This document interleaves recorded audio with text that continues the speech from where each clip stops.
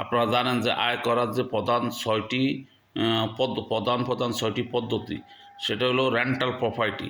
Rental property কাকে বলে? Rental property হলো সম্পদের ভাড়া থেকে আয় করে, অর্থাৎ আমার যে বাপদাদার যে সম্পদ, আমাদের যে পতিত সম্পদ, এবং সেই সম্পদ ইজারা দিয়ে ওই সম্পদ থেকে ভাড়া নিয়ে, অথবা পুকুর ইজারা দিয়ে, অথবা আমার যে বাড়িটি নির্মাণ করছি সেই বাড়ির ভাড়া থেকে যে আয় আসে, সেই আয়কে আমরা বলে থাকি রেন্টাল প্রপার্টি। তো রেন্টাল প্রপার্টি আমাদের প্রত্যেকের প্রধান আয়।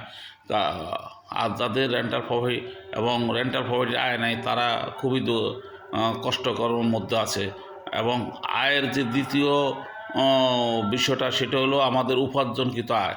উপার্জনকৃত আয় মানে আমি যে আমার শারীরিক শক্তি প্রয়োগ করে, শ্রম দিয়ে, ঘাম দিয়ে যে পণ্য উৎপাদন করি, সেই পণ্য বিক্রি করে যে আয় হয়, সেটা কারখানা শ্রমিকের কাছে হোক, বা এখানে আপনার ব্যবসায়িক ক্ষেত্রে হোক, অথবা আমি কোনো কলে কারখানায় কাজ করে যে উৎপাদন করে যে কাজকর্মী সেটাই হলো উপার্জনকৃত আয়।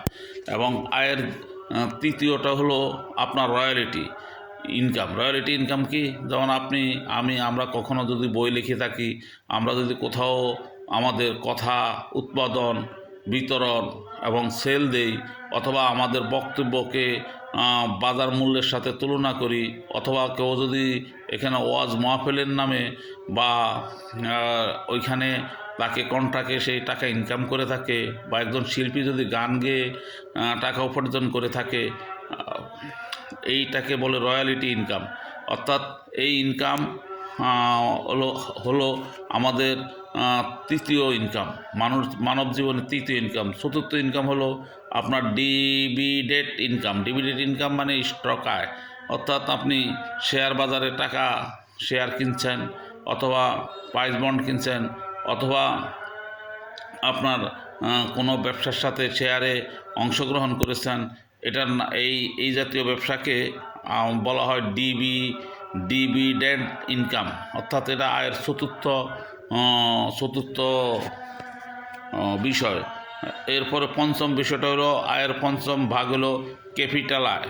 অর্থাৎ আপনি টাকা দিয়ে স্বর্ণ কিনে রেখেছেন, অথবা জমিন কিনে রেখেছেন, অথবা আপনার একটা বাড়ি কিনে রেখেছেন, একটা প্লট কিনে রেখেছেন, মূল্য বাড়ার সাথে সাথে তা আবার বিক্রি করে দিয়েছেন, আবার কিনেছেন। এটার নাম হলো ক্যাপিটাল আয়। অর্থাৎ টাকা খাটিয়ে ওইখানে আয় করা, সেটার নাম হলো ক্যাপিটাল আয়।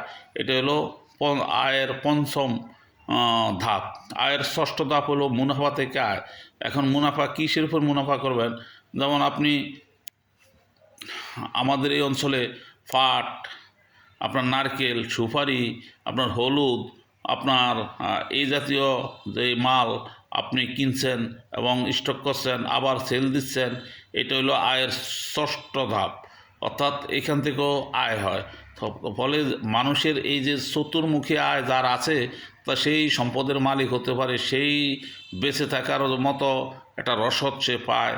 ফলে আমরা আমাদের প্রত্যেককে আয়ের এই প্রত্যেকটা ধাপকে বোঝা উচিত এবং অতিক্রম করা উচিত, এবং এর মধ্যে দিয়ে আমরা সম্পদ অর্জন করা উচিত।